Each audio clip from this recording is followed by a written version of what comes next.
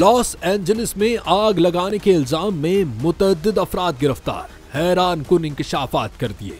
अमरीकी रियासत कैलिफोर्निया के शहर लॉस एंजलिस में मुख्तलिफ मकामात पर लगी आग को बुझाने की कोशिशें जारी हैं। ताहम इस दौरान आग लगने के हवाले से एक अहम इंकशाफ हुआ है।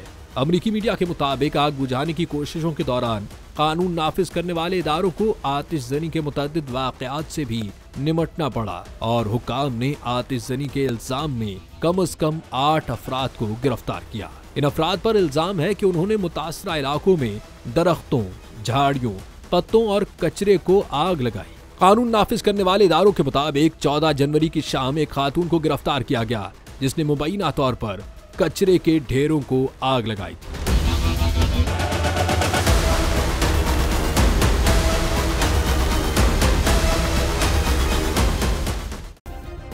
सब्सक्राइब करें और बेल दबाएं ताकि कोई खबर रह न जाए।